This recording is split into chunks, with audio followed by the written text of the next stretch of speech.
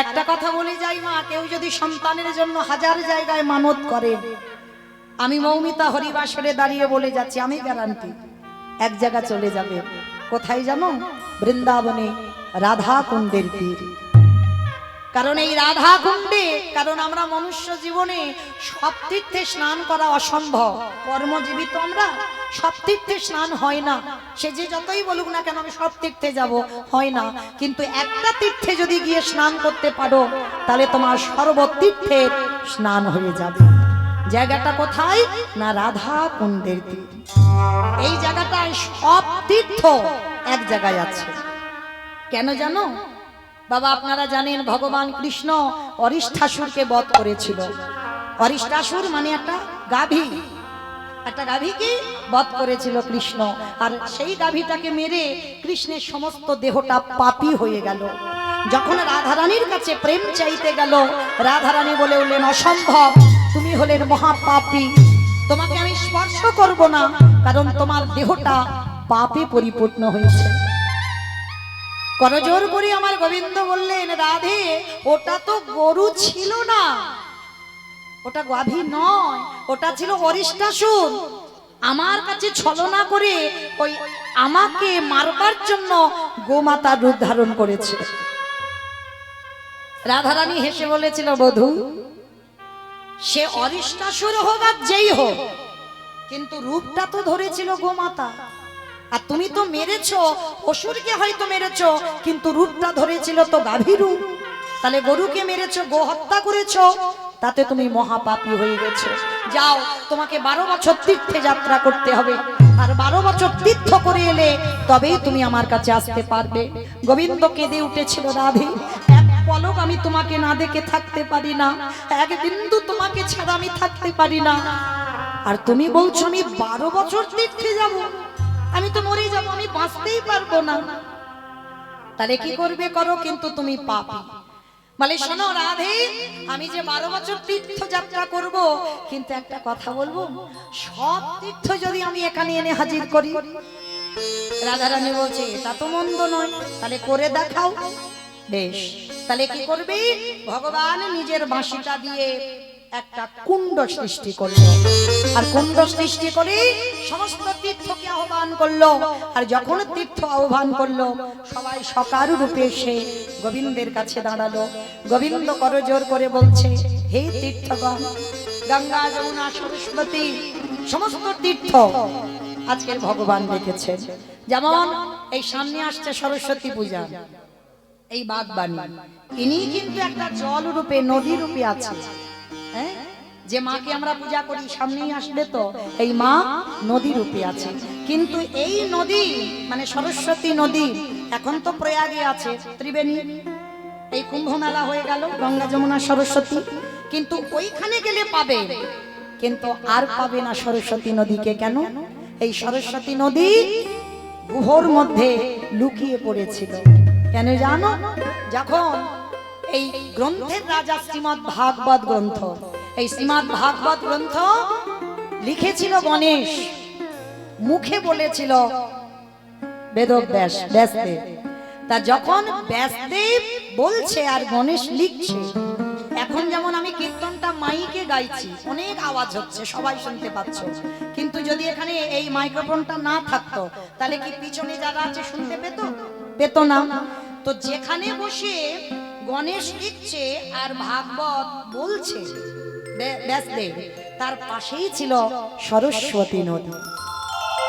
তার যখন বলছে আর সরস্বতী নদী এত জোরে আওয়াজ করে বয়ে যাচ্ছে, মানে এত আওয়াজ, সেই আওয়াজে গণেশ অর্ধেক কথা শুনতেই পাচ্ছে না, মানে এত জোরে আওয়াজ করছে সরস্বতী নদী। তখনই রেগে গিয়ে বলেছিল ব্যাসদেব, এত বড় স্পর্ধা, আমি আজকের ভাগবত রচনা করছি, গ্রন্থের রাজা ভাগবত, আর তুই কিনা এমন গম্ভীর স্বরে আওয়াজ করতে যাচ্ছিস যে আমার আওয়াজ শুনতে পাচ্ছে না গণেশ, অর্ধেক তো লিখতে পারবে না, যেগুলো শুনতে পাচ্ছে না সেগুলো তো লিখতে পারবে না। আর গণেশ বলেছিল আমি লেখা শুরু করলে কিন্তু বন্ধ দেব না, তাহলে বন্ধও দিতে পারবে না, আর যেগুলো শুনতে পাচ্ছে না সেগুলো গণেশ লিখতে পারছে না। তখন সরস্বতী নদীকে অভিশাপ দিল যে যা এই মুহূর্তে তুই পাতালগামী হবি, এই মুহূর্তে তোকে কেউ আর দেখতে পাবে না। সেই বদ্রিকাশ্রম, সেইখানে বেদব্যাসের অভিশাপে পাতালে চলে গেল মা সরস্বতী। পরে আবার আশীর্বাদে ওই সরস্বতী প্রয়াগ তীর্থ, ওইখানে গিয়ে সরস্বতী বিরাজমান হলো। তাহলে এই যেমন বাগবাণীকে সেবা করব, সেই বাগবাণী একটা নদী রূপে সৃষ্টি করেছিল, ওটা আবার গঙ্গা মায়ের অভিশাপ। সে যাই হোক, অনেক কাহিনী আছে। এই সরস্বতী আবার গোলকে আমার ভগবান নারায়ণের স্ত্রী হয়েও ছিল, অনেক ঘটনা। যাই হোক, একটু ছোট করে বললাম। তো আজকে এই যে বাগবাণী, সরস্বতী, যমুনা, সবাই, সমস্ত গঙ্গা, সমস্ত তীর্থ, ওই প্রয়াগ, এলাহাবাদ, যত যত আছে সমস্ত তীর্থ এসেছে, সবাই জল হয়ে কুণ্ডের মধ্যে প্রবেশ করেছে। কৃষ্ণ স্নান করেছে, স্নান করে যেই না রাধারানীর কাছে দাঁড়িয়েছে, রাধারানীর সখীরা বলছে দাঁড়াও, খবরদার আমার রাধারানীকে স্পর্শ করবে না।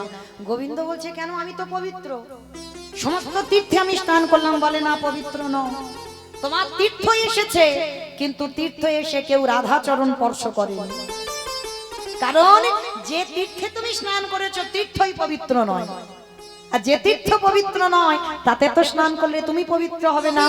তীর্থ পবিত্র তখনই হবে যদি রাধা চরণ পরশ পায়। হাই ভগবান, তাহলে আবার কি হবে? বলে আবার ডাকো। তাহলে এবার ডেকে রাখবো কোথায়? রাধারানীর হাতের কঙ্কনটা খুলে দিয়ে একটা কুণ্ড সৃষ্টি করলো, আর যখনই কুণ্ড সৃষ্টি করলো, এইবার সমস্ত তীর্থ এসে রাধারানীর চরণ স্পর্শ করলো, আর যখনই রাধারানীর চরণ স্পর্শ করে জল হয়ে গেল, আর রাধা কুণ্ড আর শ্যাম কুণ্ড, মানে রাধারানী যেটা তৈরি করেছে সেটা রাধা কুণ্ড, আর গোবিন্দ যেটা সৃষ্টি করলো শ্যাম কুণ্ড সৃষ্টি হলো। মাঝখান থেকে ছিদ্র করে দিল, দুটো জল এক হয়ে গেল, কিন্তু স্নান করতে হবে রাধা কুণ্ডে। আর রাধা কুণ্ডে কেন? রাধা চরণ ভজন করলে সমস্ত অপরাধ থেকে মুক্ত। সারাদিন যদি কৃষ্ণ বলে কাঁদো হবে না কিছু, একবার রাধা বললে কাঁদলে কোটি কোটি জনমের পাপ থেকে মুক্ত। নিতাই গৌর হরি বল, হরি বল। এত কথা বলার কারণ একটাই, সন্তানের জন্য যদি কেউ প্রার্থনা করেন চলে যাবে রাধা কুণ্ডে। গভীর রাত্রিতে অষ্টমী তিথি একটা যোগ আছে, প্রতি বৎসর আসে, সেই রাধা কুণ্ডে লাখো লাখো ভক্তরা স্নানে যায়। সেই স্নান করে গভীর রাত্রিতে যে যোগ থাকে, পাঁচিতে পঞ্জিকাতে লেখা থাকে, ওই যোগে স্নান করে আমার রাধারানীর কাছে আঁচল পেতে নয়ন জলে বুক ভাসিয়ে একবার বলো রাধা, চাকরিওয়ালা সন্তান নয়, ডিগ্রিওয়ালা সন্তান নয়, তোমার চরণে নিবেদন আমার একটা কৃষ্ণওয়ালা সন্তান। আমার বিশ্বাস, আমি হরিবাসরে দাঁড়িয়ে এত বড় গ্যারান্টি দিয়ে যাই, যদি তোমার ভজন সঠিক হয় অবশ্যই আমার রাধারানী তোমার মনের বাসনা পূর্ণ করবে, করবে, করবে। আজকের হিরণ্য দাস আর গোবর্ধন দাস দুই ভাই রাধা কুণ্ডে গিয়ে রাধারানীর কাছে মানত করেছিল, আর মানত করে রাধারানীর কাছে কৃপার বরে একটা সন্তান লাভ করেছিল। আর সেই সন্তানটা রাধারানীর পাঠানো সন্তান, জন্ম দেবার সঙ্গে সঙ্গে সে কৃষ্ণ প্রেম সম্পদ অর্জন করে এসেছে। জন্মাবার পর শুভ দিন, শুভক্ষণ, শুভ লগ্নে সন্তানটার জন্ম হলো। কিন্তু জন্ম নিলে কি হবে গো? ছোটবেলায় থেকে বৈরাগ্য ভাব। মনে রেখো মা, সংসারে থেকে বৈরাগী হওয়া যায়। এই লীলাটা না সবটাই জীব শিক্ষা। রঘুনাথ দাস গোস্বামী জীবনী শুনলেই সে ভজনের পথে এগিয়ে যাবেই যাবে, কোনো ভুল নেই, তাকে আগাতে হবে। এই রঘুনাথ দাসের জীবন এমন, জন্ম থেকে বৈরাগ্য ভাব। বৈরাগ্য কাকে বলে? সবকিছু ত্যাগ করে দিয়ে বাবা সন্ন্যাসী হয়ে চলে যাওয়া কি বৈরাগ্য বলে? দূর। বিষয়েষু অনাসক্ত, মানে বিষয়ের প্রতি কোনো আসক্তি থাকবে না। বিষয় মানে কি বাবা? টাকা পয়সা, জায়গা জমি সম্পত্তি, এইগুলোকে বোঝাচ্ছে না। তাহলে কোন বিষয়কে বোঝালো? তোমার এই যে 10 ইন্দ্রিয়, এই 10 ইন্দ্রিয় যেদিন তোমার বাবা অঙ্গ স্পর্শ থেকে দূরে চলে যাবে, পরশ মানে তোমাকে নারী পরশ করলো কি পুরুষ পরশ করলো সেটা তুমি অনুভব করতে পারবে না। যেদিন তোমার এই অনুভবটা চলে যাবে সেদিন তুমি জেনে যাবে তোমার দেহের বৈরাগ্য হয়েছে। এই জিহ্বা রবিবার এলেই যে মাংস ঝোল ভাত খেতে হবে এইটা থাকবে না। কোন রকমে বাঁচবার জন্য একটু আলু সিদ্ধ অন্ন হলেই চলে যাবে। যেদিন জিহ্বার কোনো লালসা থাকবে না, যে এটা খাবো ওটা খাবো সেটা খাবো, এটা যেদিন থাকবে না সেদিন তুমি বুঝতে পারবে তোমার জিহ্বার বৈরাগ্য হয়ে গেছে। যেদিন তোমার নয়ন কৃষ্ণ চরণ ছাড়া, সাধুগুরু বৈষ্ণবদের চরণ ছাড়া, ভক্ত সঙ্গ ছাড়া যেদিন তোমার নয়ন আর কিছু খুঁজবে না সেদিন জানবে তোমার নয়নের বৈরাগ্য হয়ে গেল। এই কর্ণ যত অসৎ কথা বলুক না কেন তোমার কানে আসবে না। কোথায় ভগবানের নাম কীর্তন হচ্ছে, কোথায় ভগবানের গুণানুগুণ কীর্তন হচ্ছে, কোথায় ভাগবত হচ্ছে, যেদিন তোমার কর্ণে বাজবে সেদিন জানবে তোমার কানের বৈরাগ্য হয়ে গেল। যেদিন এই জিহ্বা, যেদিন এই বদন কোনো আন ভাষা বলবে না, কারণ আমরা কলির মানুষ, সারা জীবন কত আবল তাবল বাচাল বলিতে পারো, তাহারই ভিতরে কি একবারও কৃষ্ণ বলিতে নারো।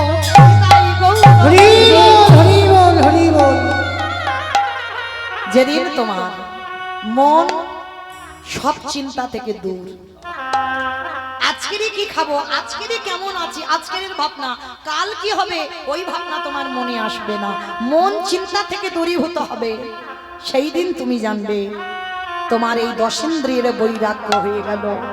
সেদিন তুমি সংসারে থেকেও দেহটা সংসারে রেখে তুমি বৈরাগ্য পালন করবে। রঘুনাথ দাস জন্ম থেকে তাই বৈরাগ্য ভাব। কোন বন্ধু বান্ধবের সঙ্গে খেলা ভালো লাগে না, সর্বদা নিরজনে বসে বসে ওই ভগবানের ছবিটা দর্শন করে আর নয়নে জলে কাঁদে। রাধা কৃষ্ণ। মায়েরা, আমরা তো পারলাম না গো সন্তান তৈরি করতে, আমাদের ছেলেপুলেদের একটা মোবাইল হলে যেন ভালো হয়। আর ওই যে কি একটা খেলা উঠেছে না, ফ্রি ফায়ার, ওটাই তো কাল হয়ে গেল। কিন্তু রঘুনাথ ছোটবেলা থেকে ওর একটাই খেলা, রাধা কৃষ্ণ সেবিব।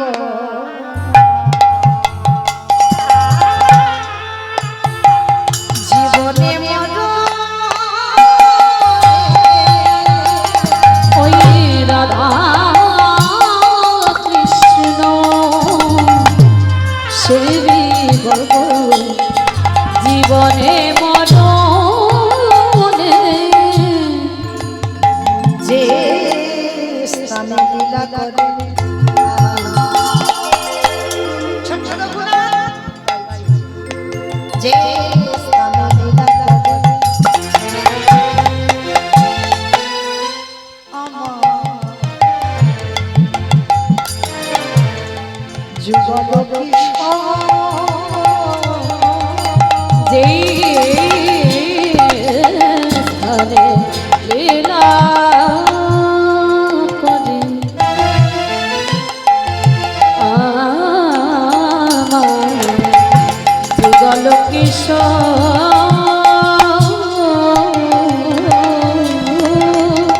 আজ সখীর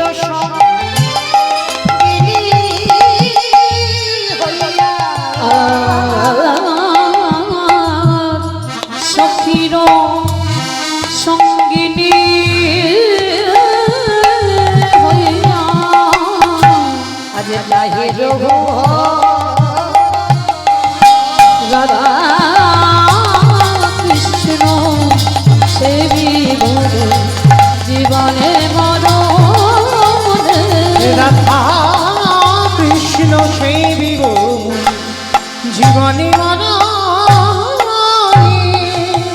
আজ বৃন্দাবনে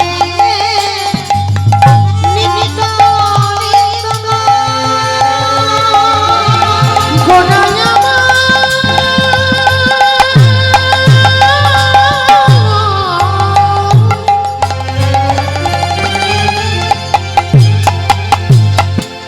প্রাণী গোনা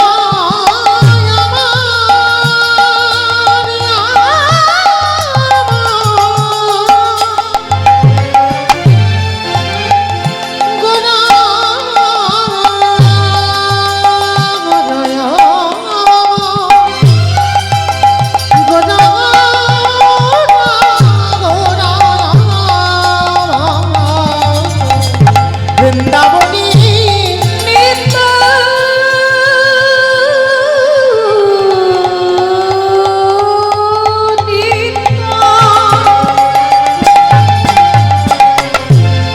যুগল বিলাস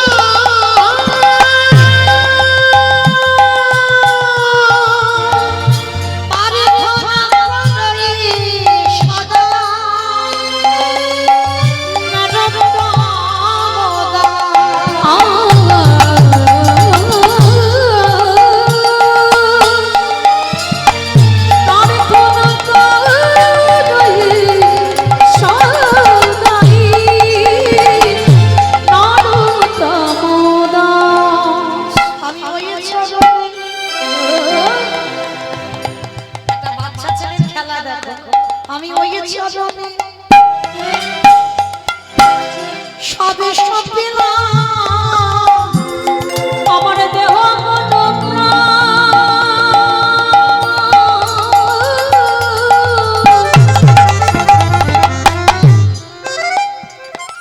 আর জীবন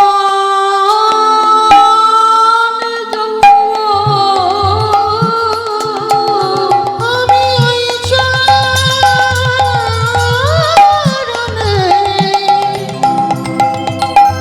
সবে সব পেলাম। আমার রঘুনাথ এমন কৃষ্ণ নামে পাগল হয়েছে না, যদি রাস্তায় কোনো ভক্ত মানুষ যাচ্ছে সাধুগুরু বৈষ্ণব, ছোট রঘুনাথ ছুটে ছুটে তার পিছনে চলে যায়। জমিদারের ছেলে তো, আবার দাঁড়ি প্রহরী প্রজারা ছুটতে ছুটতে গিয়ে রঘুনাথকে ধরে আনে। যেখানে ওই ভক্ত সঙ্গ হয় রঘুনাথ বাড়ি থেকে ছুটে চলে যায়। বাবা মা সিদ্ধান্ত নিল একে গুরু আশ্রমে পাঠাতে হবে, একে বাড়ি রাখা চলবে না।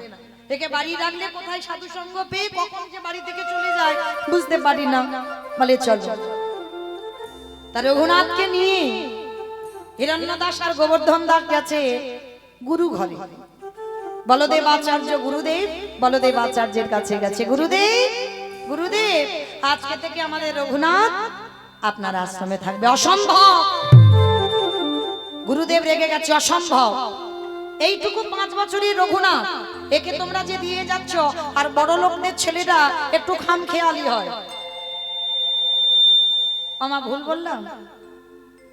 বড় লোকের ছেলেরা একটু খামখেয়ালি হয়, মানে যখন যেটা বলবে ওদের যে পূরণ করতে হবে। তা বলদেব আচার্য বলছে, শোনো, এইটুকু বাচ্চাকে আমি আমার আশ্রমে রাখতে পারবো না, কারণ কখন বলতে কখন সবকিছু ফেলে রেখে কোথায় চলে যাবে, আমি কোথায় খুঁজতে যাব। বাবা জ্যাঠা বলছে, গুরুদেব আপনি জানেন না এই রঘুনাথ কেমন ছেলে। ও ছোটবেলা থেকে ওর চরিত্রটা অন্যজনের মতো নয়। আমরা তো বাবা জ্যাঠা আমরা দেখছি ছোটবেলা থেকে ওর ভাব, ওর চলাফেরা সবটাই আলাদা। গুরুদেব আপনি যদি আশ্রয় না দেন ও কোথায় যাবে, কারণ আমরা বাড়িতে ধরে রাখতে পারছি না, কোথাও কোথায় কোথায় চলে যায়, দেখতে পাই না, খুঁজে পাই না, আবার খুঁজে খুঁজে আনা হয়। ওই জন্য ওকে গুরু পাঠে পাঠিয়েছে। বলদেব আচার্য বলছে, ঠিক আছে হিরণ্যদাস, তোমাদের 2 ভাইকে বলছি ও আছে থাক, কিন্তু যেদিন অন্যায় করবে আমি সেদিন এখান থেকে কিন্তু তাড়িয়ে দেব। তা বাবা জ্যাঠা বলছে, গুরুদেব আমাদের রঘুনাথ কোনোদিন ভুল করতেই পারে না, আপনি জানেন না, ওকে দেখেন ও কেমন ছেলে। বাবা জ্যাঠা রেখে গেল গুরু আশ্রমে। আর গুরুদেবের এখনকার দিনে যেমন কত বইপত্র আছে, তখনকার দিনে গুরু পাঠে ভাগবত পাঠ হতো। ভাগবত নিয়ে গুরুদেবরা আলোচনা করত, শিষ্যরা বসে শুনত। তো আজকের ভাগবত পাঠে বসেছে গুরুদেব, সমস্ত বালকরা বসে আছে, আর রঘুনাথ সবার সামনে বসেছে। মায়েরা ভালো করে শুনবেন, আমরাও তো সন্তানের মা, তৈরি করতে হবে সন্তান। আমরা বলি না সন্তান দিতে হবে বংশের প্রদীপ, হ্যাঁ গো, বংশে যে প্রদীপ দেবে সেই প্রদীপটা দেওয়ার মতো তো ছেলে তৈরি করতে হবে, না হলে তো তোমার অবর্তমানে সে তো জুয়া খেলতে যাবে, তাস খেলতে যাবে, সন্ধ্যা প্রদীপ জ্বালবে না, ঠিক মতো সন্ধ্যা আহ্নিকও করবে না, সকাল হলে ভগবানকে সেবাও দেবে না। তাহলে সন্তান তৈরি করতে হবে। তাই বা রঘুনাথ কি করেছে দেখো,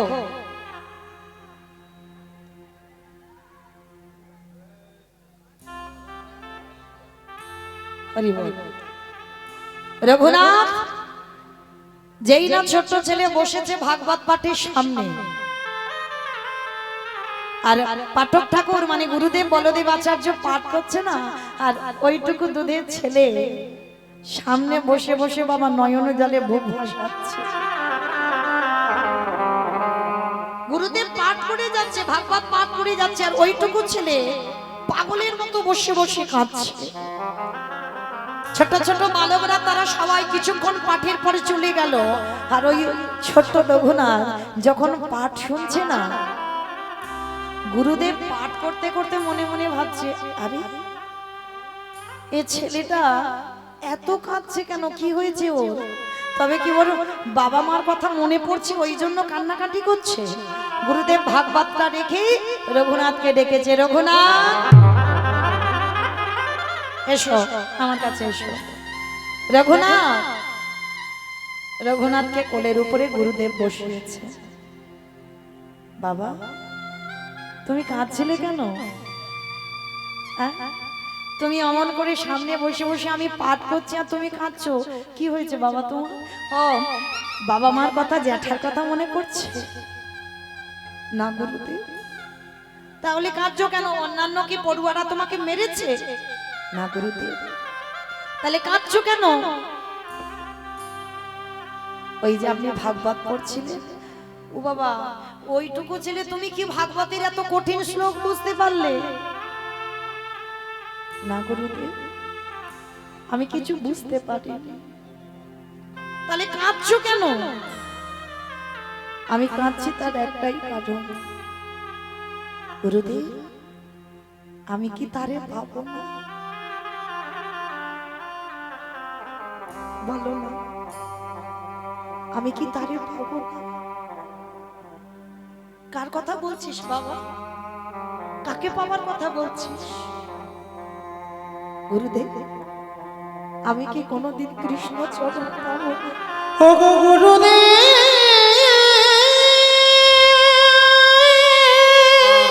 চমকে উঠেছে গুরুদেব, চমকে উঠেছে। আমায় বলিদান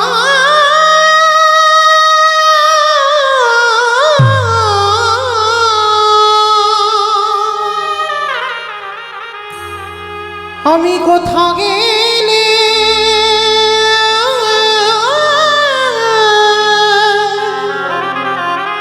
কৃষ্ণ চরণ দর্শন পাবো।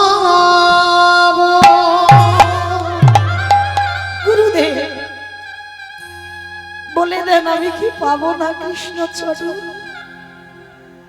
ওইটুকু ছেলের কান্না দেখে গুরুদেব রঘুনাথকে বুকে জড়িয়ে ধরেছে। রঘুনাথ তোর এতটুকু বয়স, তুই কৃষ্ণ পাবার জন্য কাঁদছিস?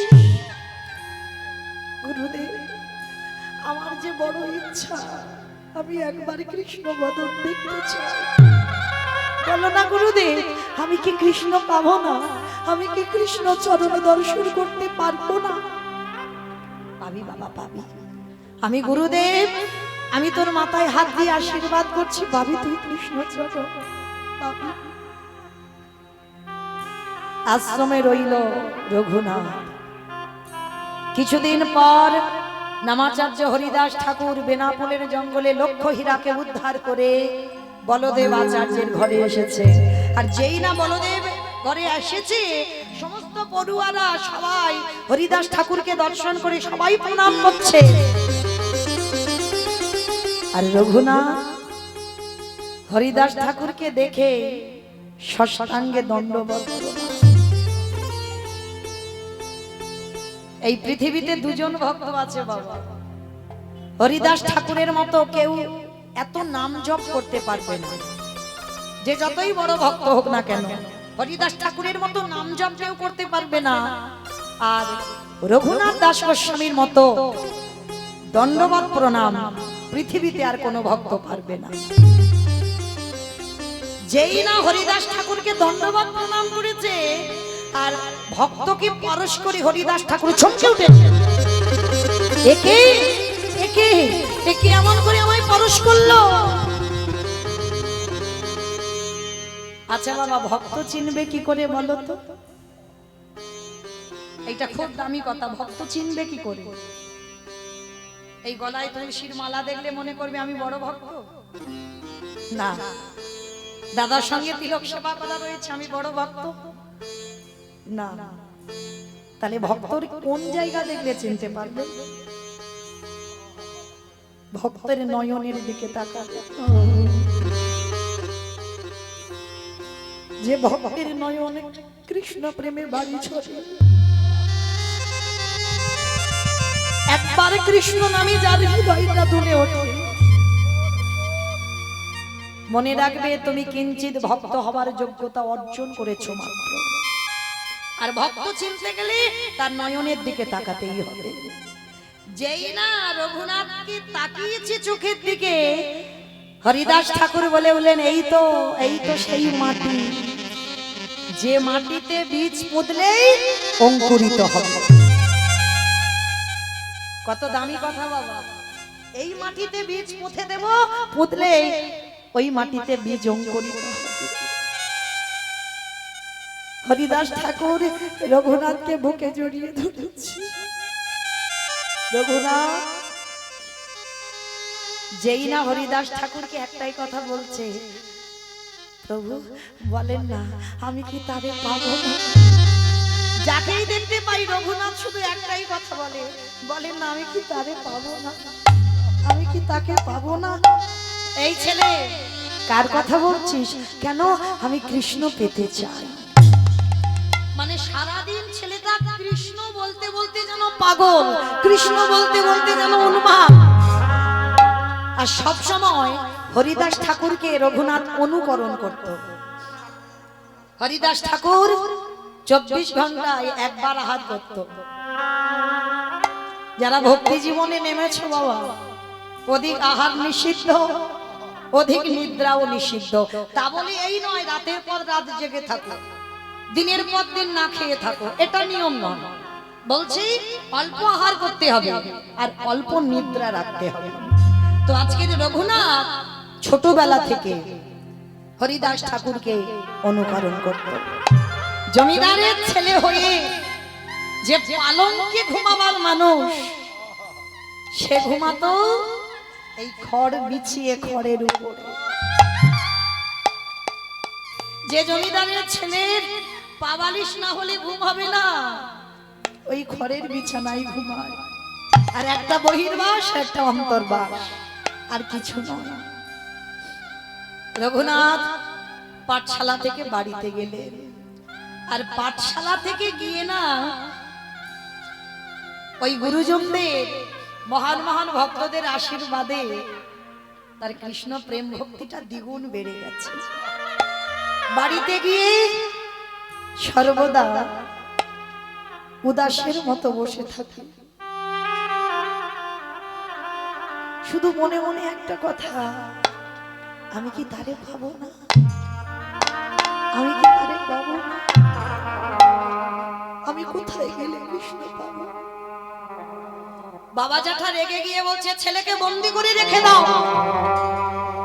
এ পাগলের মতো শুধু কৃষ্ণ কৃষ্ণ বলে কাঁদছে, আর সাধুগুরু বৈষ্ণব দেখলে তার পিছনে পিছনে ছুটে যাচ্ছে, ওকে ঘরে বন্দি করো। বাবা জ্যাঠা রঘুনাথকে ঘরে বন্দি করে দিল, হাতে পায়ে শিকল দিয়ে বেঁধে রেখেছে, ছেলে যাতে আর বৈষ্ণব সঙ্গ করতে না পারে, কৃষ্ণ বলে চলে না যায়। কি গো মা, পারবে বেঁধে রাখতে? এই কৃষ্ণ নামের রোগ যদি একবার তোমার ধরে যায়,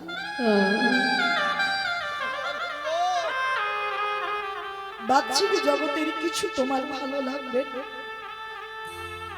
রঘুনাথের যেই না হাতে পায়ে শিকল দেওয়া, ছোট্ট ছেলে বলছে, বাবা তুমি ঠিক করেছো, ঠিক করেছো, তুমি এই যে আমার দড়ি দিয়ে বন্দি করে রাখলে না, জানো বাবা, নিরজন জায়গা না হলে কৃষ্ণ ভজন হয় না।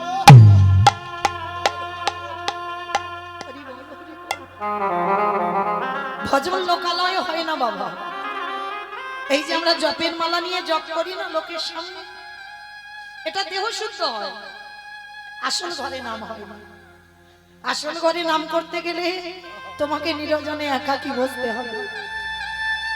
একাকী বসেই দেহ মন প্রাণটা একেবারে কৃষ্ণ চরণে সমর্পণ করতে হবে। আন ভাবনা নয়, আন চিন্তা নয়, তখন নিরজনে বসে তুমি নাম করো, সেটা হবে তোমার আসল ঘরে নাম। আর এটা তোমার দেহ শুদ্ধ হচ্ছে মাত্র, অন্য কিছু হচ্ছে না। তো এইবার রঘুনাথ যেই না বন্দি করে রেখেছে, বাবা জ্যাঠাকে বলছে, ঠিক করেছো, আমি এইবার নিরজনে বসে আমি নাম জপটা করতে পারবো। রঘুনাথকে খেতে দেয়, খায় না। 1 সপ্তাহ হয়ে গেল রঘুনাথ কিছু খাচ্ছে না, অনাহারে অনিদ্রায়, শুধু মনে একটা কথা, আমি কি তারে পাবো না। এই ভাবনাটা রাখতে হবে মানুষের জন্য না, এই ভাবনাটা রাখতে হবে কৃষ্ণ চরণ বাবার জন্য। 1 সপ্তাহ একটা ছেলে খায়নি, ভাবেন মা। জ্যাঠামশাই হিরণ্যদাস খবর পেয়েছে, ছুটে এসেছে, রঘুনাথ, রঘুনাথ, আমি শুনলাম তুমি নাকি খাওয়া দাওয়া সব বন্ধ করে দিয়েছো, তুমি নাকি ঘুম নিদ্রা সব ভঙ্গ করছো, কেন? কি হয়েছে তোমার? কেন, কার জন্য তোমার এত কষ্ট? কার জন্য তুমি এত কাঁদো? বলো বাবা। জ্যাঠামশাই, জ্যাঠামশাই, আমি বলবো, রঘুনাথ, তোর এই চেহারা তোর দেখে আমার যে বড় কষ্ট হচ্ছে বাবা।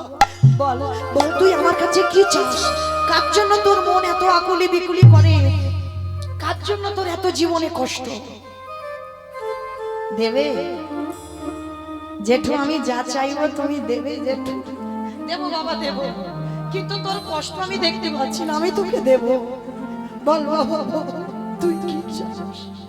না ওইরকম বললে হবে না, আগে ত্রিসত্য করো, আমি যা চাইবো তাই দেবে। জ্যাঠামশাই ত্রিসত্য করলো। রঘুনাথ বলছে, জেঠু তুমি কিন্তু ত্রিসত্য করেছো, আমাকে কিন্তু দিতে হবে। বললাম তো বাবা দেব। বল, কার জন্য তুই এত কাঁদছিস? কার জন্য তোর জীবন এত আকুলি বিকুলি হয়? কে সে? জেঠুর হাতটা ধরে বলছে, জেঠু,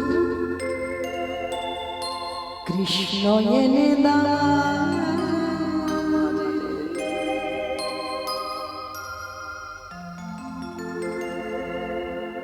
কৃষ্ণ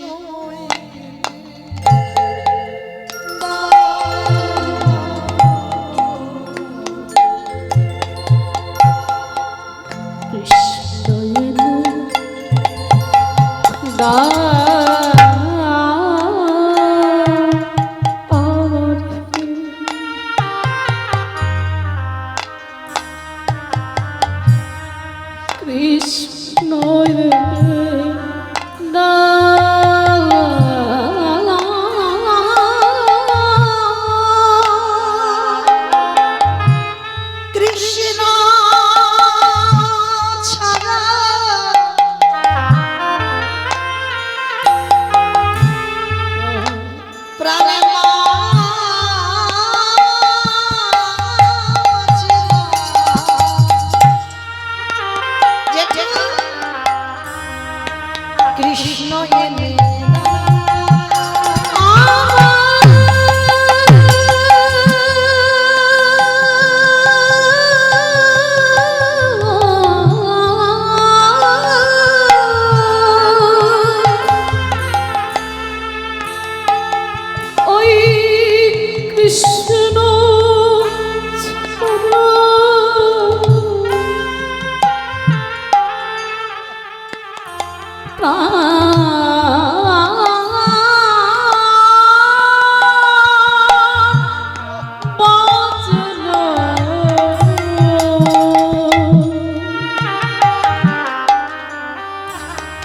দা কৃষ্ণ এনে দা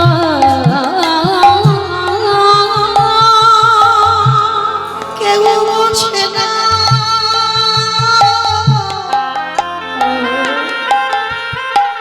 আমার মনে হরিব হরিব বলে আমি নিতাই গৌর হরি বল হরি বল হরি বল। দয়াময়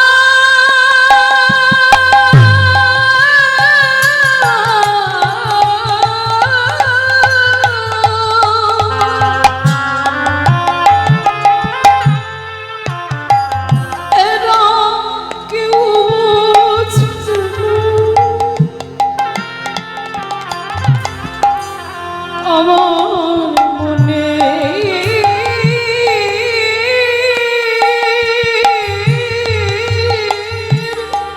ব্যথা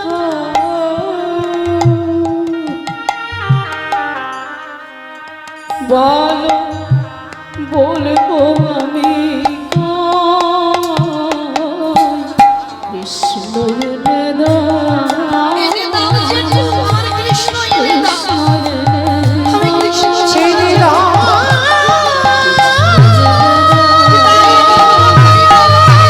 কৃষ্ণ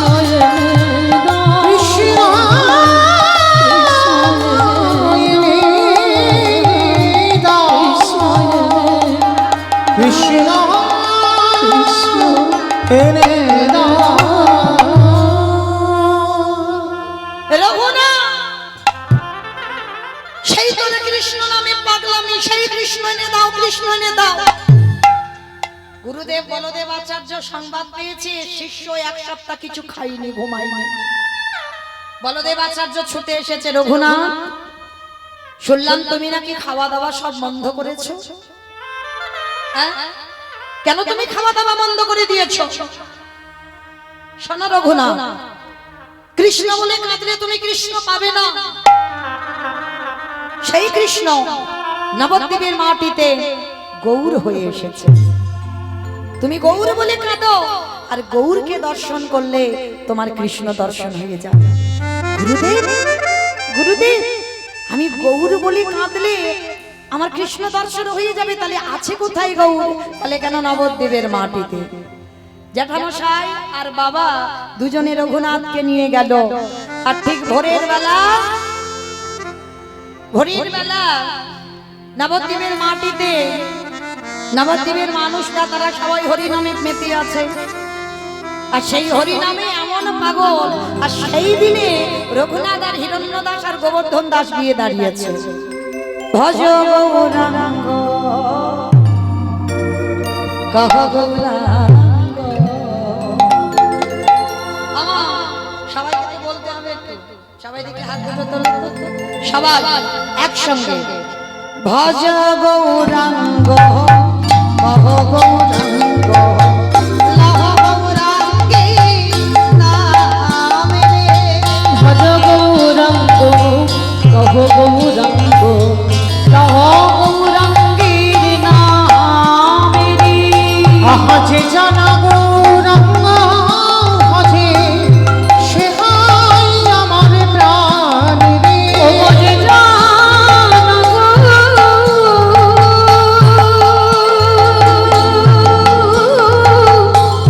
রঙ্গ ভাজি সে হয় আমার প্রাণেরি ভজ গৌরাঙ্গ কহ গৌরাঙ্গ লহ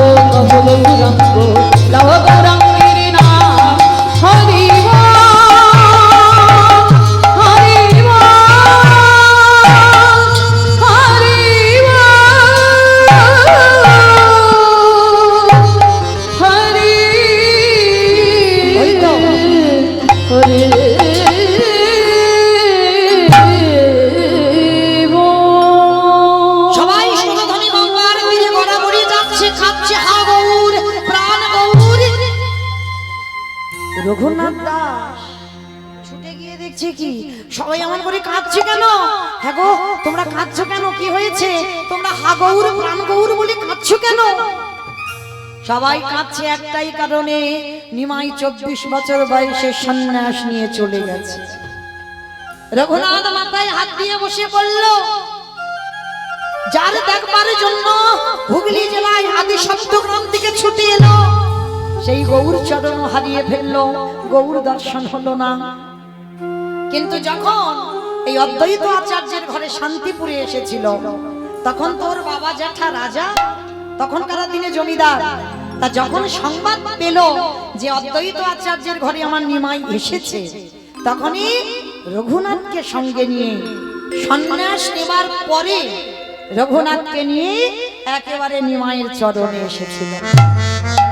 আর অদ্বৈত আচার্যের ঘরে এসে যেই না নিমাই একেবারে বসে আছে সিংহাসনে, আর একেবারে দণ্ডবত প্রণাম করেছে রঘুনাথ। আর যেই না প্রণামটা করা, মহাপ্রভু বলছে নিতাই চাঁদকে, দাদা আমি যে পাত্রে প্রসাদ পাই ওকে একটু প্রসাদ দাও। কৃপা হয়ে গেল, ওইটুকু ছেলেই একদিন সবে দর্শন। মহাপ্রভুর উচ্ছিষ্ট প্রসাদ, যে প্রসাদের জন্য ভক্তরা লালায়িত, রঘুনাথ পেয়ে গেল। আর যেই না রঘুনাথ পেয়ে গেল প্রসাদ, কিছুদিন আমার গৌর চরণ সেবা করলো রঘুনাথ। এবার মহাপ্রভু তো ফিরবে, বেশিক্ষণ তো এক জায়গা থাকতে পারবো না, তিনি সন্ন্যাস, তা ফিরে যাবে। রঘুনাথকে বলছে, রঘুনাথ যাও বাবা, এবার বাড়িতে ফিরে যাও। না গৌর, আমি ওই ঘরে আর ফিরবো না, আমি তো তোমার চরণে থাকবার জন্য এসেছি, অসম্ভব। রঘুনাথ, তোমার এখনো সেই বৈরাগ্য হয়নি। কি গো রঘুনাথ, চেষ্টা করো যেন মর্কট বৈরাগ্য হয়ে না যায়। মর্কট বৈরাগ্য বলছে কেন? মর্কট কাকে বলে? বানর। বানর এরা ভোগী, কিন্তু হনুমান ভোগী নয়, ত্যাগী। তো বলছে তুমি মর্কট বৈরাগ্য হইও না, ওই জপের মালা নিয়ে জপ করবে কিন্তু বিষয় বৈভবে ডুবে থাকবে, ওই বৈরাগ্য ধারণ করো না, কারণ ওটা অপরাধ। রঘুনাথ, তোমাকে আসতে হবে না, কৃপা যদি হয়ে যায় আমি তোমাকে ঠিক আমার কাছে টেনে নেব। কি গো মায়েরা, অনেকে না গুরু আশ্রয় করবার জন্য ছটফট ছটফট করে, বলে না ছটফট করতে লাগে না, যেদিন কৃপা হয়ে যাবে সেদিন গুরু ঠিক তোমায় চিনে নেবে, কিন্তু কর্ম তোমায় ঠিক করে যেতে হবে। তো এইবার রঘুনাথকে পাঠিয়ে দিল। রঘুনাথ কাঁদতে কাঁদতে গঙ্গা পার হয়ে ফিরে আসছে। গঙ্গায় উঠেছে, আজকে নৌকায় উঠে পার হচ্ছে। এত লোক, এত লোকের ভিড় কোথা থেকে এলো? ওই নৌকাতে করে আসছে বাবা। আজকে দাঁড়িয়েছে কোথায়? পানিহাটি। নৌকায় করে ফিরছি আর পানিহাটির মেলা, হাজার হাজার ভক্তরা, অনেক ভক্তরা গেছে না পানিহাটির মেলা, হ্যাঁ দণ্ড মহোৎসব। হ্যাঁ, এই দণ্ড মহোৎসব কেন হলো? দণ্ডটা কে দিয়েছিল? আমার নিতাই চাঁদ। কাকে দিয়েছিল? এই রঘুনাথকে। নৌকা পার হয়ে আসছে আর অনেক লোক, কত লোকজন দাঁড়িয়ে আছে। দেখি তো কি হয়েছে ওখানে। যেই না রঘুনাথ নৌকা থেকে নেমেছে, নিতাই চাঁদ সঙ্গে সঙ্গে বলে বলেন, আরে চোর চোর চোর। রঘুনাথকে সবাই চোর চোর বলে মারতে যাচ্ছে। রঘুনাথ তো অবাক হয়ে গেছে, আমি কি চুরি করেছি, আমাকে সবাই এইভাবে ধরে নিয়ে যাচ্ছে কেন? নিতাই চাঁদ অনুমতি দিল, যাও ওই ছেলেটাকে ধরে আনো, ও চোর। রঘুনাথ এসে করজোর করে বলছে, আমি কি চুরি করেছি, আমাকে চোর চোর বলে সবাই মারতে আসছে, সবাই ধরে এরকম চাগিয়ে নিয়ে আসছে। হ্যাঁ তুমি চুরি করেছো। নিতাই চাঁদের চরণে আশ্রয় নিল, কিন্তু প্রথমে নেয়নি তো নিতাই চাঁদের চরণ। নিয়েছে কি সরাসরি ভাবে একেবারে গৌর চরণে গেছে। কত সোজা নয়, গৌর চরণ পাওয়া কি মুখের কথা? আগে নিতাই চরণ আশ্রয় করো, নিতাই চরণ তোমার আগে ভজন করতে হবে, তারপরে তুমি গৌর চরণ আশ্রয় পাবে। যেমন রাধাচরণ ভজন করলে তবে তোমার কৃষ্ণকে পাওয়া যাবে, আগে বিষয়কে ধরতে হবে। হরি বল, তার আগে আশ্রয় করতে হবে, তবে বিষয়কে ধরা যাবে। তাই তাই চাঁদ হলো আমাদের আশ্রয় তত্ত্ব। তা সরাসরি চলে গেছে আমার রঘুনাথ, আমার মহাপ্রভুর চরণে কৃপা হয়। জোর জোর বলছে কেন? বলে ও আমার এখান থেকে ডিঙিয়ে চলে গেছে আমার ভাইয়ের কাছে, ও আগে আমার কাছে আসেনি। এই জগতের সংসারের মাঝে যদি নিতাই চরণে ভজন করা, নিতাই চাঁদের ভজন করা,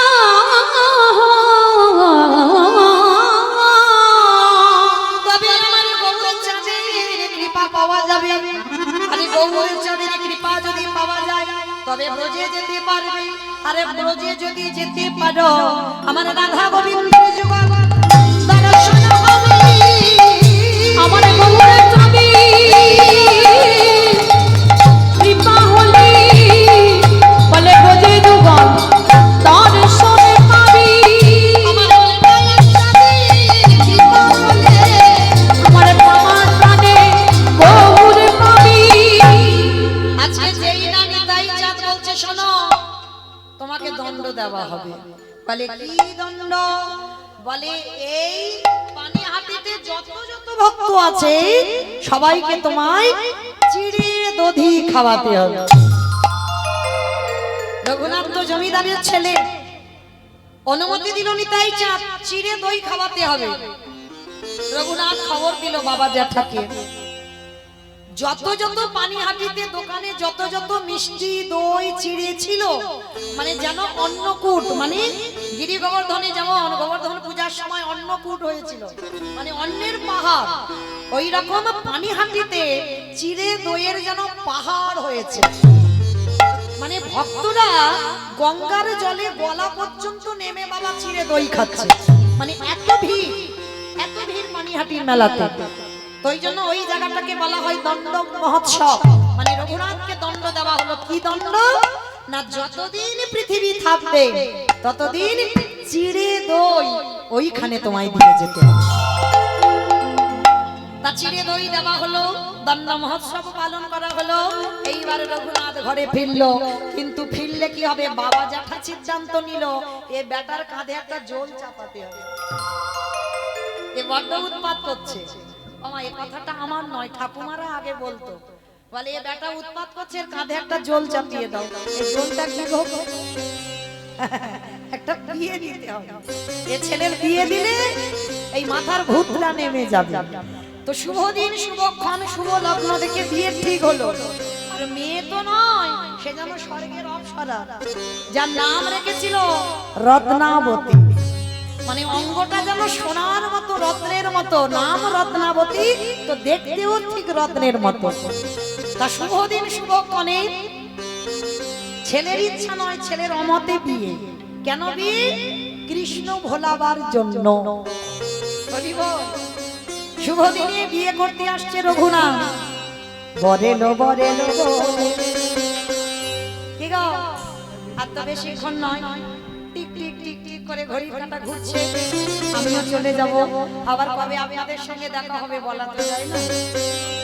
আবার 1 বছর পর, আবার 1 বছর পর আমি থাকবো, গ্যারান্টি দিতে পারবো? থাকবো? বেশ, যাই হোক, বলেছে তো হয়তো থাকবো। যাই হোক, কিন্তু গ্যারান্টি নেই। হ্যাঁ, গ্যারান্টি নেই। তো যাই হোক, আবার 1 বছর পরে দেখা হোক বা না হোক, চলো বিয়ে বাড়িতে একটু খাওয়া দাওয়া হবে। একটু উলুধ্বনি দাও। বডেলো বডেলো বলে পড়ে গেল সারা গো। উলুধ্বনি। ও মরেলো মরেলো বলে পড়ে গেল সারা। বাড়িলো বাড়িলো বলে পড়ে গেল সারা গো। ওই মরেলো মরেলো বলে পড়ে গেল সারা। তারা প্রতিবেশী গানা, তারা হলো দিশাহারা গো, হলো দিশাহারা। এবার তারা প্রতিবেশী গানা,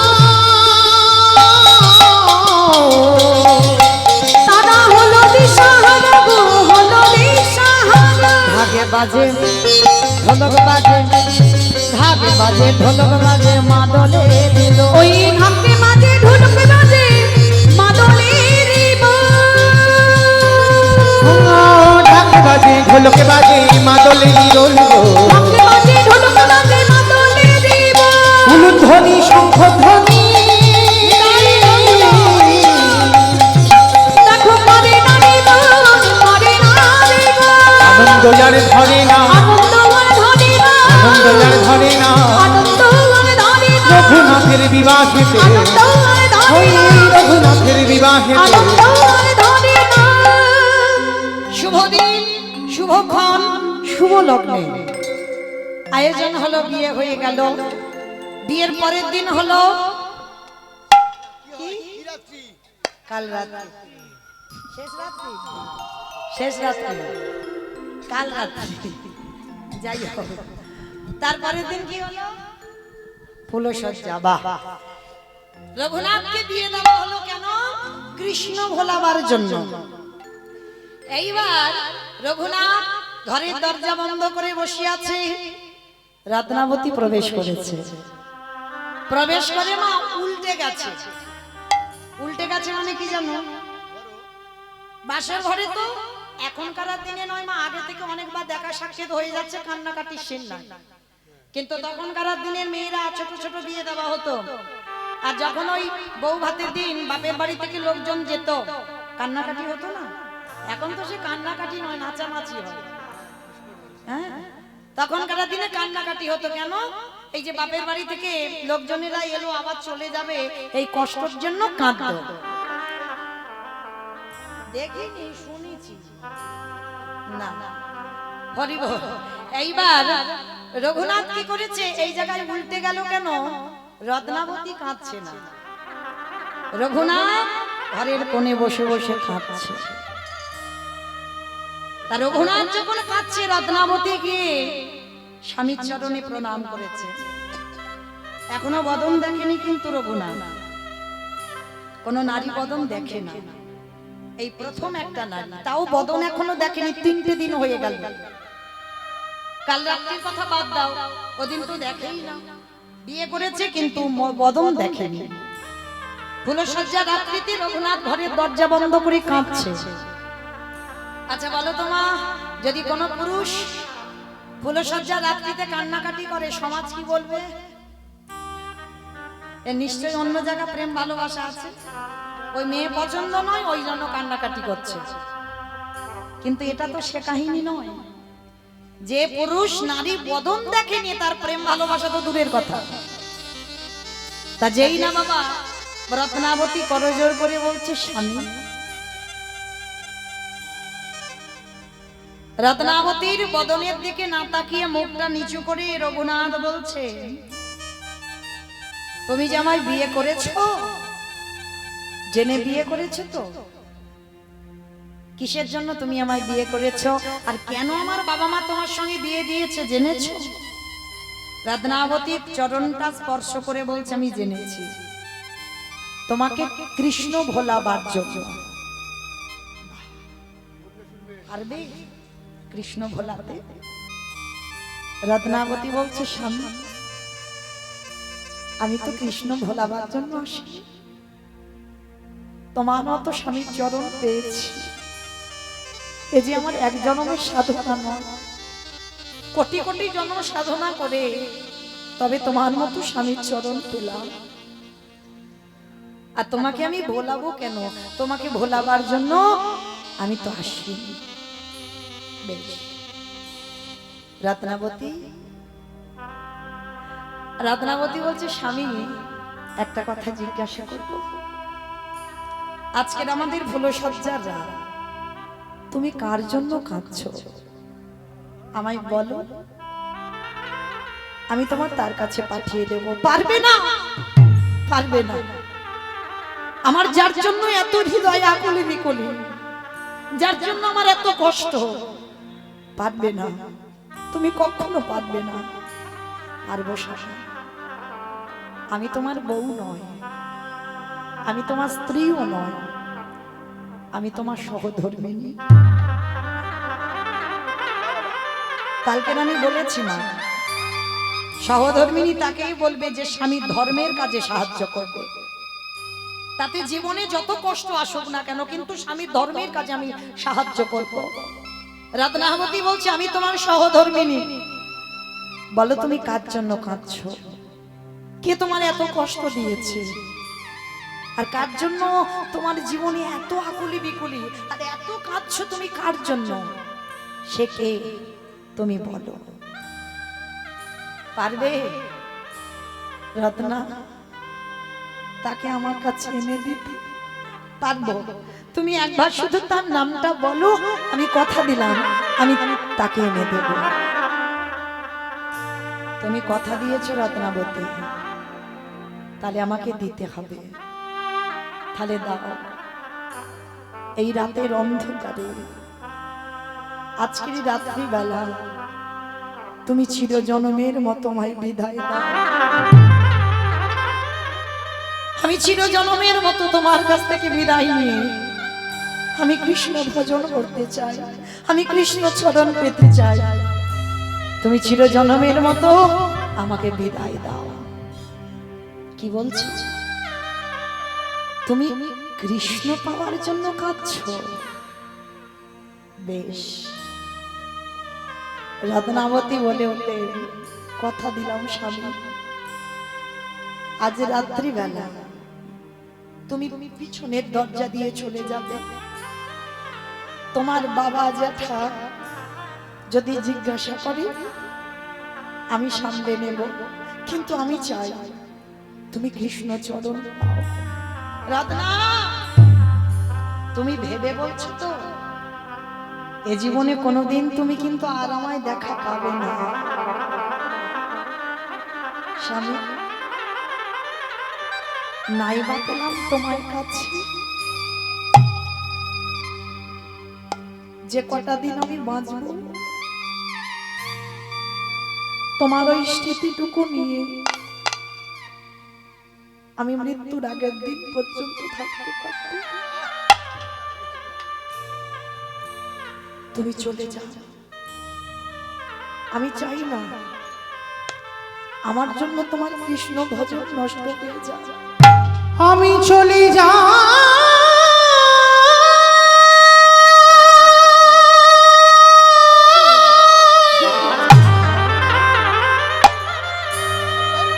আর কখনো এসো না। রত্নাবতী গো,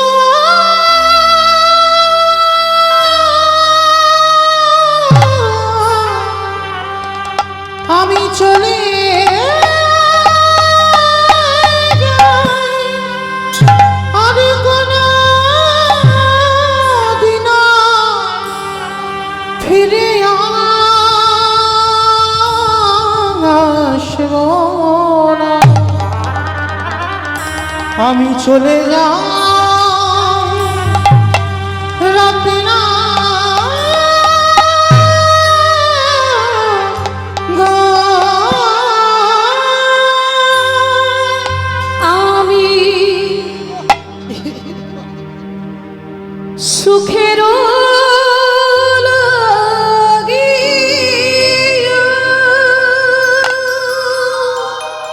আমার সংসারের আগে সব শেষ হয়ে গেল।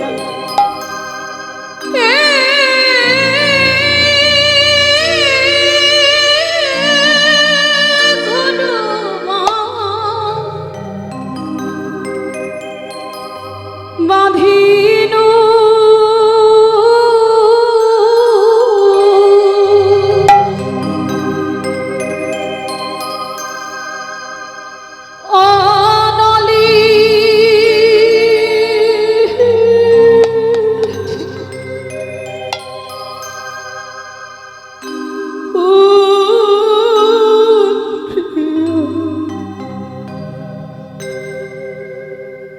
গেল রে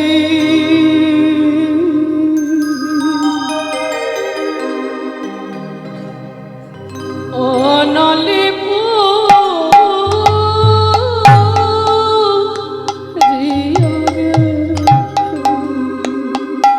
ফিরিয়ে দাও আমার সংসার, আমার সবকিছু তুমি কেড়ে নিয়েছো। ছেড়ে জন্মে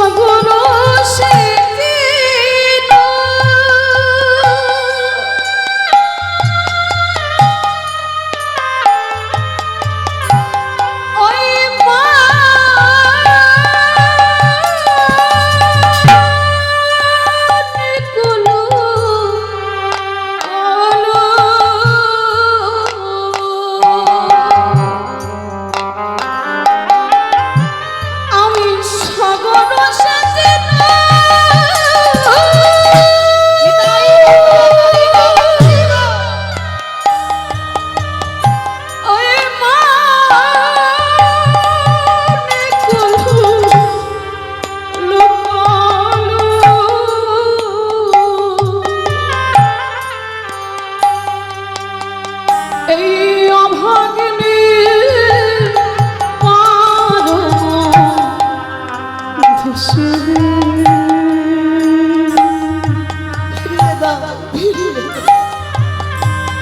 এই অভাগিনীর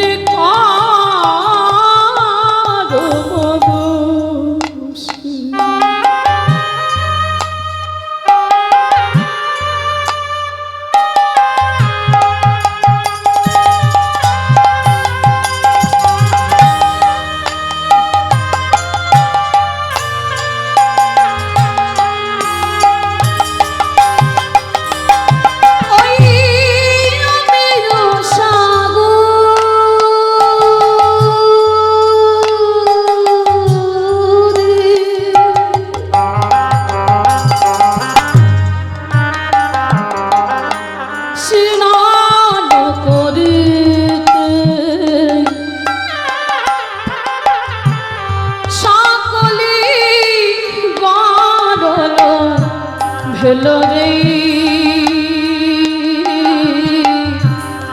সকলি মারলো ভেলো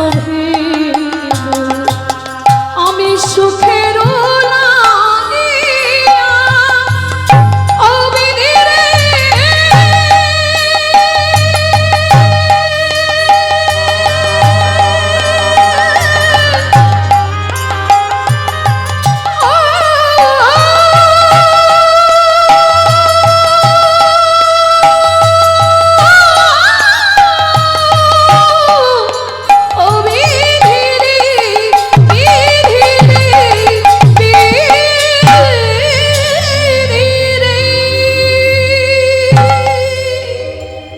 রাতের অন্ধকারে চিরজনমের মতো ঘর থেকে বের করে দিল স্বামীকে। বাবা মা জ্যাঠা কেউ জানতে পারলো না। এত বড় ত্যাগ, সারা জীবনটা একা কাটাবে, কিন্তু আমার স্বামী যেন কৃষ্ণ চরণ পায়। চলে গেল রঘুনাথ। কোথায়? জগন্নাথ ধাম, পুরী ধাম। জগন্নাথ ধামে গিয়ে বাবা যখন দাঁড়ালো, বাবা যেটা খবর পেয়েছিল এখান থেকে দান পাঠাতো, রঘুনাথ পুরী ধামে থেকে ভক্তদের অন্নদান, বস্ত্রদান, অর্থদান করত। একদিন মহাপ্রভু স্বরূপ দামোদরকে ডেকে বলছে, স্বরূপ তুমি রঘুনাথকে গিয়ে বলে দিও এগুলো আমার পছন্দ নয়। দান যারা দেবেন, অনেক অনেক ভক্তরা আছে দেখবেন স্টেজের উপরে উঠে যারা গরিব দুঃখী মানুষ তাদেরকে নাম ধরে ডেকে ডেকে কম্বল দান করে, বস্ত্র দান করে, অর্থ দান করে। বিবেককে প্রশ্ন করে বলেন তো এগুলো কি ঠিক হয়? অপমান করা হয়, সমাজকে দেখিয়ে দেওয়া হয় আমি ধনী আর যাকে দিচ্ছি সে বড় কাঙাল। দান যারা করবে, ডান হাত যদি দান করে না, বাম হাত বুঝতে পারবে না, জানতে পারবে না। দান করবে নিরজনে, দান করবে চুরি করে, সমাজে জানিয়ে জানিয়ে দেওয়া।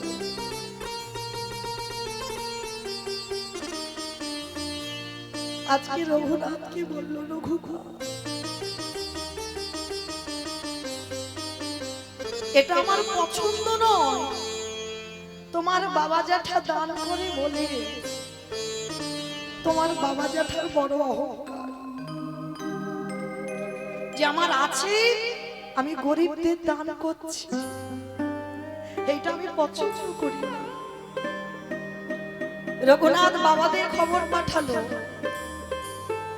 যেন কোনো কিছু আর পুরী ধামে না পাঠায়, আমি আর নিতে চাই না। রঘুনাথ এইবার দিন চলে কি করে জানো? ওই জগন্নাথ ধামে গিয়ে যত যত ভক্তরা আছে সবার কাছে দাঁড়িয়ে দাঁড়িয়ে ভিক্ষা করে খাওয়া। এই জায়গাটা মা আর 5 মিনিট পরে বিদায় নেব। রঘুনাথের জীবনের শেষটা দেখেন। দাঁড়ে দাঁড়ে ভিক্ষা করে, আর সেই ভিক্ষা করে করে প্রসাদ পায়। মহাপ্রভু আবার স্বরূপ দামোদরকে খবর দিল, স্বরূপ তুমি গিয়ে রঘুনাথকে বলো এটাও আমি পছন্দ করি না, রঘুনাথ যে ভিক্ষা করে করে খাবে এটাও আমি পছন্দ করি না। তাহলে কি করবে? রঘুনাথ মহাপ্রভুর আদেশ মতো যারা পুরী ধামে গেছেন আনন্দ বাজার দেখেছেন, আনন্দ বাজার যেখানে জগন্নাথের প্রসাদ বিক্রি হয়, ওই আনন্দ বাজারে বসে থাকা, আর যেগুলো উচ্ছিষ্ট হয়, যেগুলো বেশি হয়, রঘুনাথ বসে থাকে ভিখারির মতো।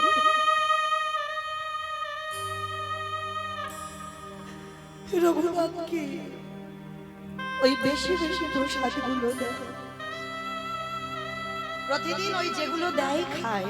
তো একদিন আমার মহাপ্রভু আবার স্বরূপকে ডেকে বলছে রঘুনাথকে গিয়ে খবর দিও আমি এটাও পছন্দ করি না।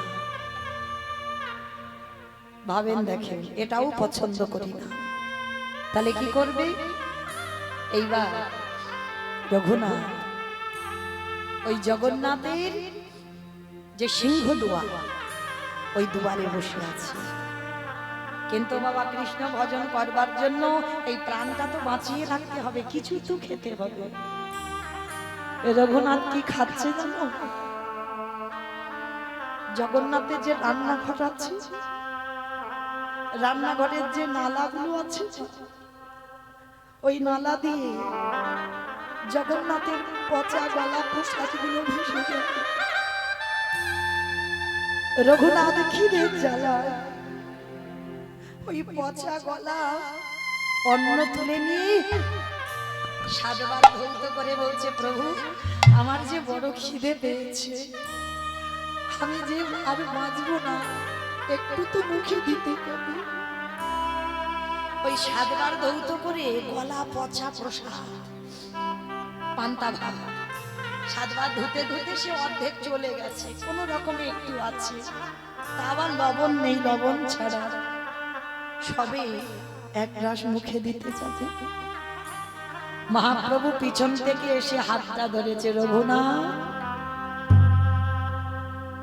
একলা প্রসাদ পাবি?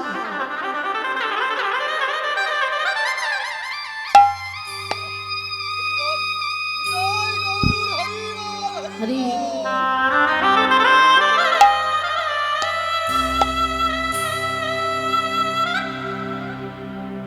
আমায় একটু দে না গো হরি, এ পচা গলা প্রসাদ, এটা কি করে দিতে পারি? এতে লবণ নেই, পচা গলা। মহাপ্রভু বলছে প্রসাদ কোনদিন পচে? প্রসাদ কোনদিন গলে যায়? প্রসাদ প্রসাদই হয়, প্রসাদ কোনদিন খারাপ হয়?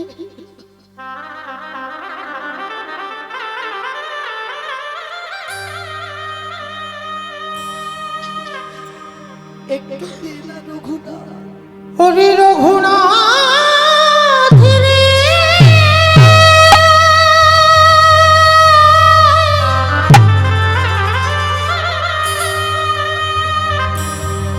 তুই তো জানিস না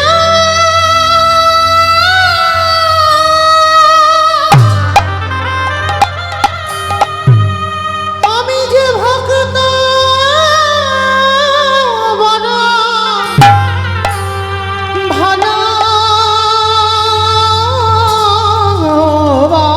ভালোবাসি, তাই তো যুগে যুগে ভক্তির কাছে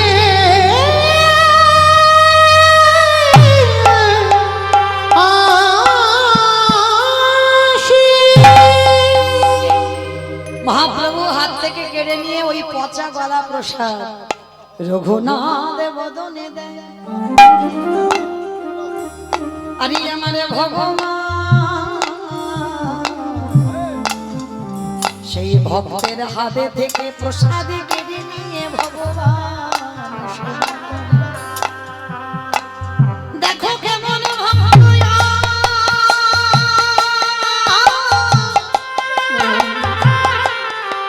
দেখো কেমন ওরে রঘুনাথ রে,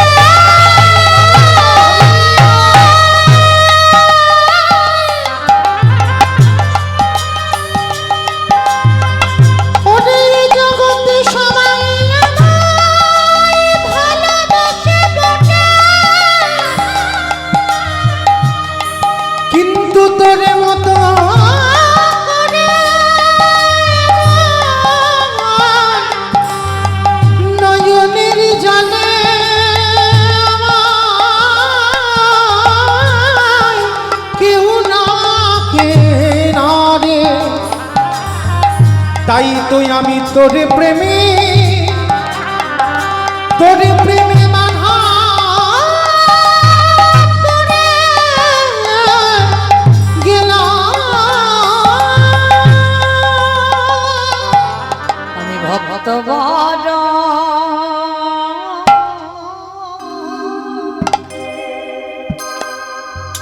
ভালো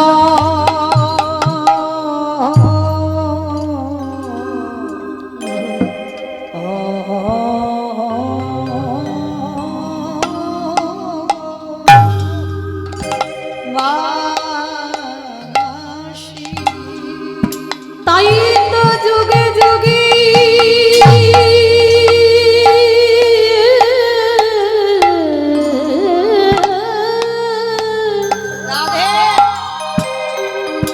ভক্তের দলে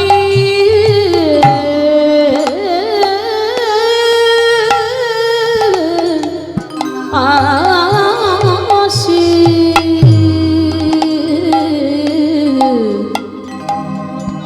আমি যে ভক্তবান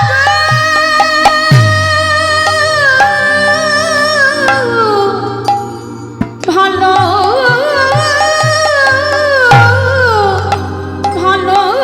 ভালোবাসি। মহাপ্রভু বললেন রঘুনাথ ওরে রঘুনাথ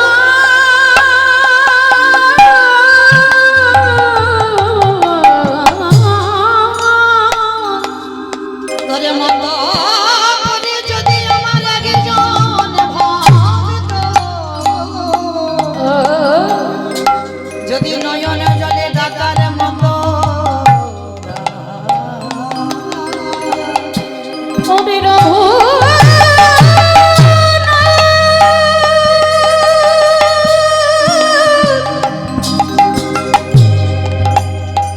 আমি যে জনম ধরে সেই ভক্তের চরণে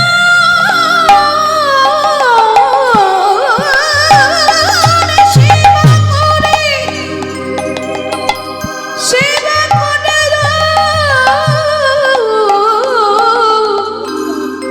সেই ভক্তের প্রেমের ঋণী শোধ করে দে রে।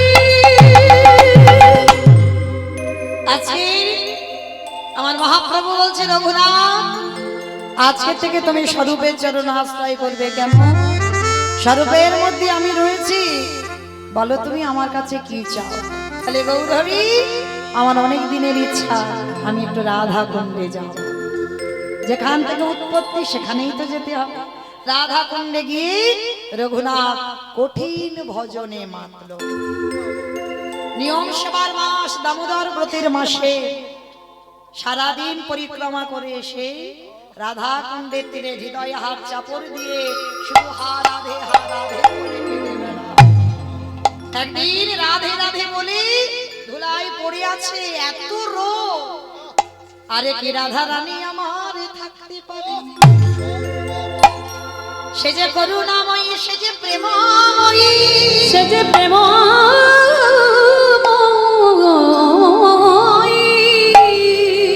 ভক্ত যদি একেবারে শ্রী রাধে রাধে বলে আমার রাধা রানী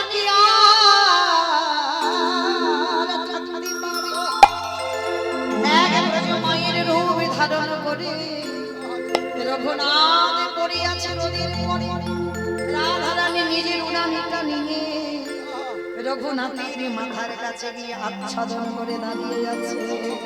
তেমন কেমন ভক্ত কেমন ভগবান, এমন ভক্ত বহু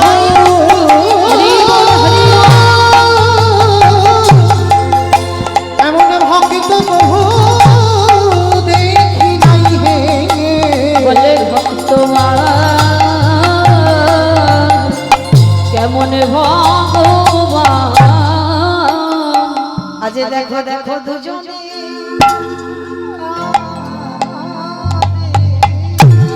দেখো দুজনে